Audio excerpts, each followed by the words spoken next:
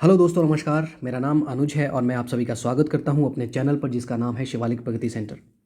दोस्तों, उम्मीद करता हूं आप लोग बहुत बेहतर होंगे और बहुत बेहतर तरीके से आप लोग अपने एग्जाम्स की प्रिपरेशंस कर रहे होंगे।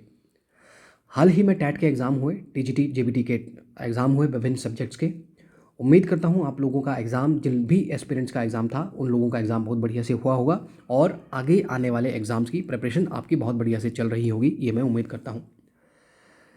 दोस्तों, जैसे आप लोगों को ज्ञात है कि मैं आपके साथ सामान्य ज्ञान के सवालों को डिस्कस करता हूं जिनको कि पुरानी परीक्षाओं में पूछा जाता है और पूछा गया है। मतलब अभी तक अधिकांश सवाल जो पुरानी परीक्षाओं में पूछे गए आपके साथ जो मैंने डिस्कस किए वो टैट के ऊपर किए, चाहे वो टीजीटी का टैट हो या फिर जेबीटी का टैट हो। टीजीटी आर्ट्स की मैं बात कर रहा हूँ। तो आज भी जिस क्वेश्चन पेपर को मैं आपके साथ डिस्कस कर रहा हूँ दोस्तों, ये नवंबर के महीने में 26 नवंबर को जो जेबीटी टैट का एग्ज़ाम हुआ उसमें जो सामान्य ज्ञान के सवाल थे उसको मैं आपके साथ डिस्कस करूँगा। तो आज के इस वीडियो में इन सवालों को देखते हैं। जैसे आप लोग देख सकते हो दोस्तों, ये बी सीरीज़ आपके साथ मैं डिस्कस कर रहा हूँ। नवंबर 2023 में ये एग्ज़ाम हुआ और इस एग्ज़ाम में सवालों को यदि आप ध्यान से देखें दोस्तों, अगर आपने हमारे पुराने वीडियोस को देखा होगा तो आप देखोगे कि अधिकांश सवालों को मैं आपके साथ डिस्कस कर चुका हूँ। चाहे वो टीजीटी के लिए मैंने चाहे वीडियो बनाया हो, चाहे वो जेबीटी के लिए बनाया हो, या दूसरे कुछ मैंने आपको वीडियो बनाए हैं जिसमें विज्ञान के वीडियोज़ हैं या एचपीजीके के वीडियोज़ हैं। उनमें भी कई सवाल ऐसे हैं जिनको बार बार एग्जाम में पूछा जाता है। तो चलिए आज देखते हैं पहला सवाल। और पहला सवाल है क्वेश्चन नंबर 121। और क्वेश्चन नंबर 121 है दोस्तों, चिपको आंदोलन कब शुरू हुआ? ऑप्शन ए 1973, ऑप्शन बी है दोस्तों 1972, ऑप्शन सी 1975, ऑप्शन डी 1977। तो इस सवाल का जो सही जवाब वो ऑप्शन ए है दोस्तों। चिपको आंदोलन, कई बार ये सवाल टैट में पूछा जा चुका है। अगर आप पुराने वीडियोस देखेंगे तो आपको मालूम पड़ जाएगा कि कई बार ये सवाल एग्जाम में पूछा जा चुका है। चिपको आंदोलन ये उस समय उत्तर प्रदेश के चमोली गांव में, आज की डेट में ये उत्तराखंड में पड़ेगा स्टेट एरिया। तो चिपको आंदोलन 1975 में किया गया और इस आंदोलन के जो नेता थे वो थे सुंदरलाल बहुगुणा। सुंदरलाल बहुगुणा, जो कि बहुगुणा बहुत बड़े एनवायरमेंटलिस्ट थे दोस्तों। चिपको का मतलब है पेड़ों से चिपकना। पेड़ों की व्यावसायिक कटाई को रोकने के लिए इस आंदोलन को शुरू किया गया और पर्यावरण की रक्षा करने के लिए हम कह सकते हैं इस आंदोलन को शुरू किया गया। हालांकि सुंदरलाल बहुगुणा अभी कुछ समय पहले इनका देहांत हो चुका है, तो ये भी आपको इस तरह से कुछ सवाल बन सकता है, ध्यान रखिएगा। और एग्जाम पॉइंट ऑफ व्यू से this is very very important. Chipko Andolan की ही तरह एक दक्षिण भारत में आंदोलन चलाया गया था, उसको एपिको आंदोलन कहते हैं। एपिको आंदोलन, तो एपिको आंदोलन जो है ये 1983 में हुआ। एक बार आप इसको चेक भी कर लीजिएगा। और इस आंदोलन के जो नेता थे दोस्तों वो थे पांडुरंग हेगड़े। ये भी एग्ज़ाम में सवाल पूछा जा चुका है, कई बार सवाल पूछा जा चुका है। तो अगर बाकी ऑप्शंस को हम देखें इस क्वेश्चन पेपर में दोस्तों, तो 1972 में शिमला समझौता हुआ है। शिमला समझौता, very very important, Shimla agreement जिसको हम कहते हैं। ध्यान रखें, ये शिमला समझौता है, ये शिमला सम्मेलन नहीं है। शिमला सम्मेलन 1945 में हुआ, इसको हम वेवल मिशन भी कहते हैं। तो अगर आपको शिमला सम्मेलन पूछा गया है तो 1945, शिमला समझौता पूछा गया है 1972। शिमला समझौता को पूछे जाने की संभावना बहुत ज़्यादा है। देखें दोस्तों, 1971 में भारत और पाकिस्तान के बीच में वॉर हुआ, इंडिया और पाकिस्तान के बीच युद्ध हुआ, जिसमें कि बांग्लादेश आज़ाद हो गया था। इस युद्ध के बाद पाकिस्तान और भारत के बीच में समझौता हुआ, जिसमें भारत की जो प्रधानमंत्री उस समय जो थी श्रीमती इंदिरा गांधी और पाकिस्तान के प्रधानमंत्री जुल्फिकार अली भुट्टो के बीच में ये समझौता हुआ, जिसमें इस युद्ध में पकड़े गए युद्धबंदियों को तकरीबन 90,000 पाकिस्तानी सैनिकों को रिहा कर दिया गया था। तो एग्जाम पॉइंट ऑफ व्यू से ये सवाल बहुत ही ज़्यादा ज़रूरी है, ध्यान रखिए।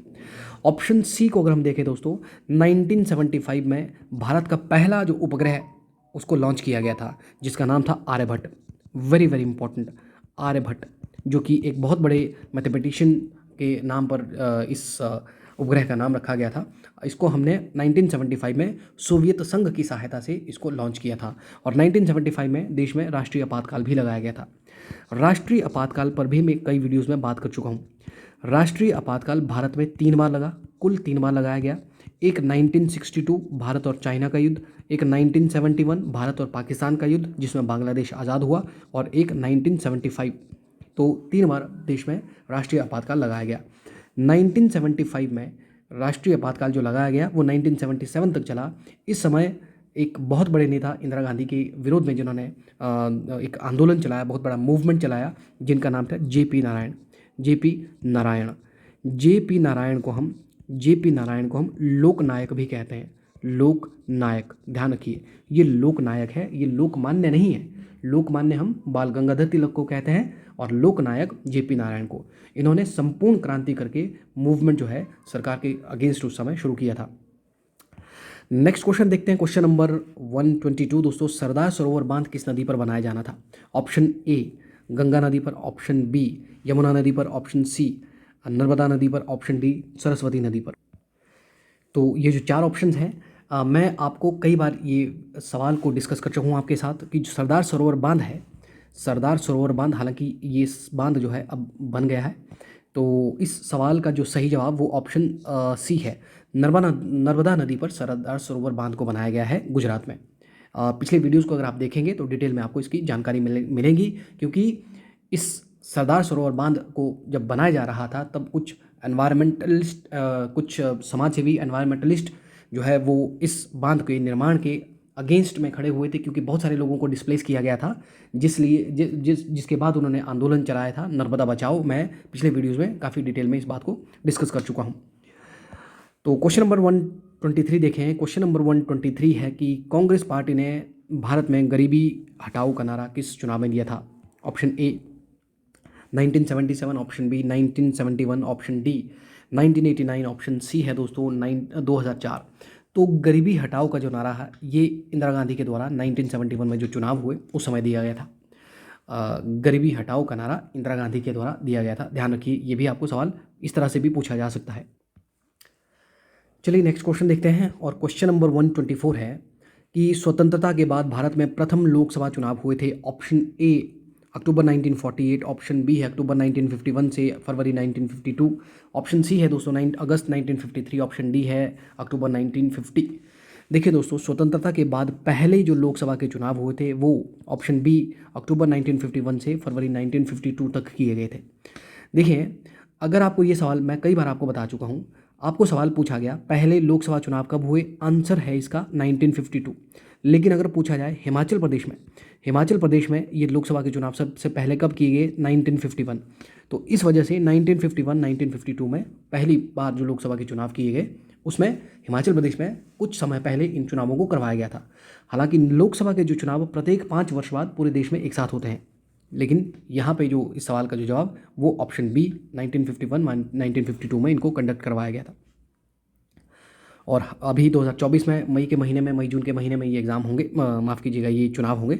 तो हर 5 साल बाद इनको कंडक्ट करवाया जाता है। इससे पहले 2019 में हुए थे, उससे पहले 2019 से पहले अगर आप देखें तो 2014 में ये हुए थे। तो इसी तरह से नेक्स्ट क्वेश्चन देखते हैं, क्वेश्चन नंबर 125। और क्वेश्चन नंबर 125 है कि भारत में चुनाव आयोग का गठन कब किया गया था? ऑप्शन ए फरवरी 1951, ऑप्शन बी जनवरी 1950, ऑप्शन सी है दोस्तों जनवरी 1953, ऑप्शन डी है फरवरी 1949। तो चुनाव आयोग का जो गठन है वो ऑप्शन बी 1950 में किया गया था। जनवरी 1950 में चुनाव आयोग का गठन किया गया। देखिए दोस्तों, जब चुनाव आयोग का जो गठन किया गया उस समय ये 1 सदस्य निकाय था, लेकिन अब इसमें 3 सदस्य होते हैं। अगर आपको सवाल पूछा जाए चुनाव आयोग में वर्तमान में कितने सदस्य हैं, 3 आयोग, एक मुख्य चुनाव आयुक्त है और 2 जो है वो चुनाव आयुक्त हैं। तो मुख्य चुनाव आयुक्त जो भारत में है, मुख्य चुनाव आयुक्त अगर आपको पूछा जाए तो भारत में जो मुख्य चुनाव आयुक्त हैं उनका नाम है राजीव कुमार। राजीव कुमार जो है वर्तमान में मुख्य चुनाव आयुक्त हैं। और जो बाकी 2 जो चुनाव आयुक्त हैं उनमें से एक है अनूप चंद्र पांडे और दूसरे चुनाव आयुक्त है अरुण गोयल। और अगर आपको सवाल पूछा गया होता कि भारत में जो पहले मुख्य चुनाव आयुक्त कौन थे, तो उनका जो नाम था दोस्तों Sukumar Sen. Very important, exam के हिसाब से बहुत ज़्यादा ज़रूरी है, आपको पूछा जा सकता है। भारत में जो मुख्य चुनाव आयुक्त होता है, आपको सवाल पूछा जा सकता है वो कितने समय तक अपने पद पर रहते हैं, तो वो 6 वर्ष या फिर 65 वर्ष, इनमें से जो भी पहले आएगा अपने पद पर वो बने रहते हैं। चुनाव आयोग जो है, चुनाव आयोग, निर्वाचन आयोग भारतीय संविधान के भाग 15 में है। ये भी आपको एग्जाम में सवाल पूछा जा सकता है।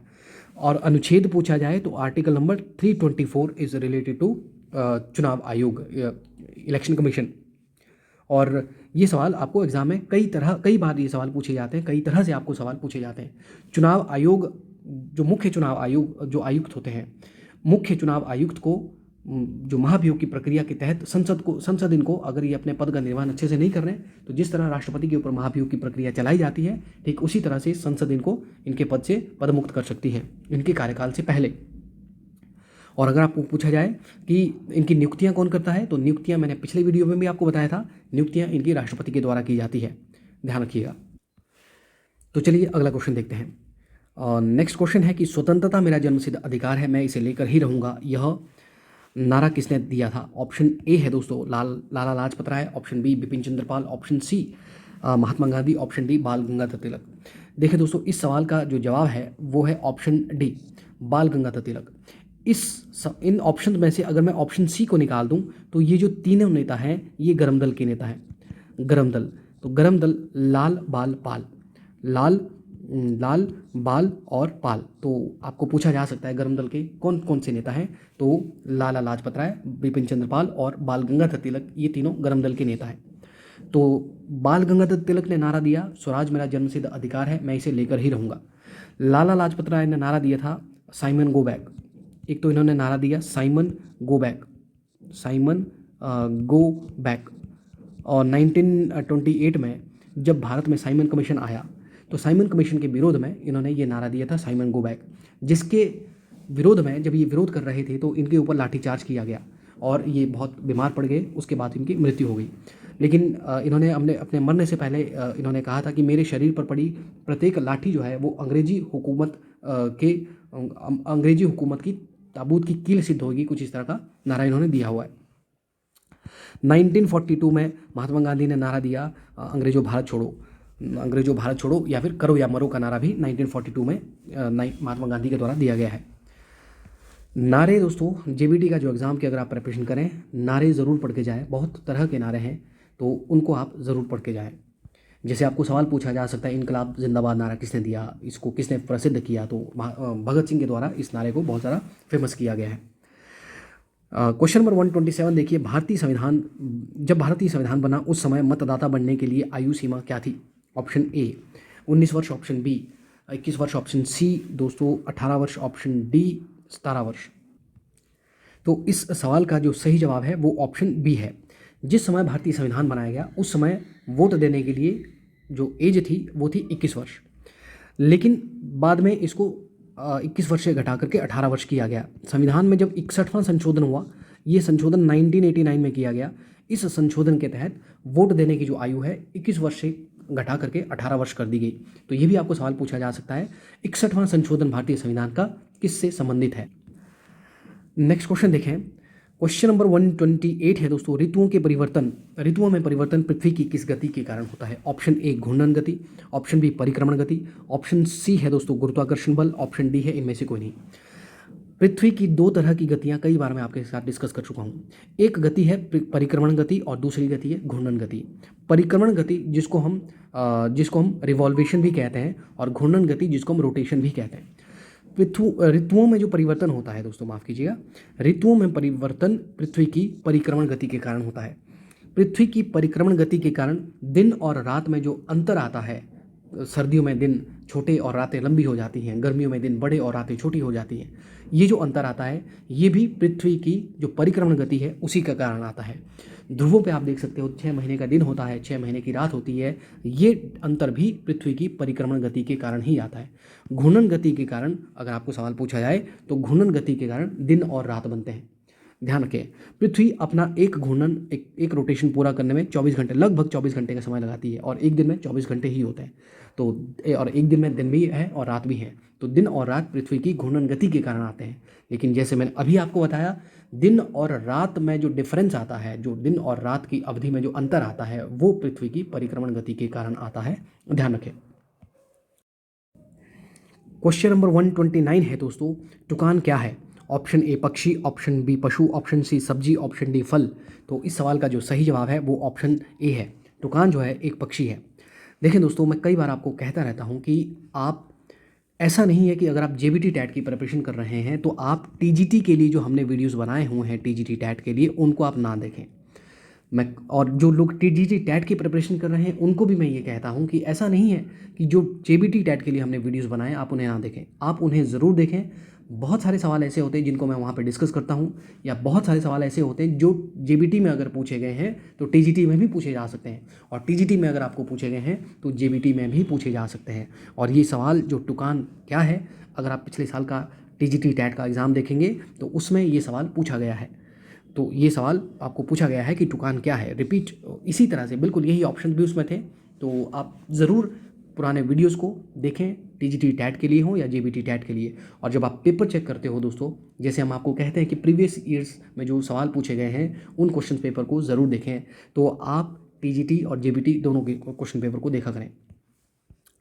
नेक्स्ट क्वेश्चन देखें, क्वेश्चन नंबर 130, और क्वेश्चन नंबर 130 है वुड्स डिस्पैच या फिर वुड का नीति पत्र किस प्रकार का दस्तावेज था। ऑप्शन ए, भारत में ब्रिटिश शासन के विस्तार के बारे में। ऑप्शन बी, भारत में लागू की जाने वाली शिक्षा नीति की रूपरेखा। ऑप्शन सी, भारत में कानून के शासन को लागू करने की रूपरेखा। ऑप्शन डी, इनमें से कोई नहीं।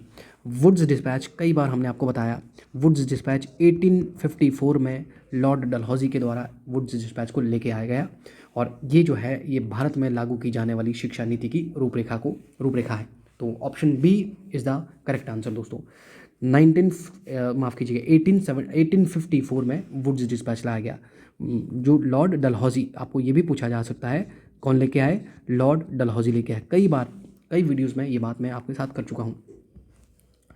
तो दोस्तों आज के वीडियोस में इतना ही। अगर आपको ये वीडियो पसंद आया हो, वीडियो को लाइक ज़रूर करें, वीडियो को शेयर ज़रूर करें। अगर आपने हमारे चैनल को सब्सक्राइब नहीं किया तो चैनल को सब्सक्राइब करें दोस्तों। जल्दी इसका पार्ट 2 मैं आपके लिए लेके आऊँगा, जिसमें बाकी जो 15 क्वेश्चन बचते हैं उनको भी मैं आपके साथ डिस्कस करूँगा। तब तक के लिए इजाज़त दीजिए। नमस्कार, जय हिंद, जय भारत।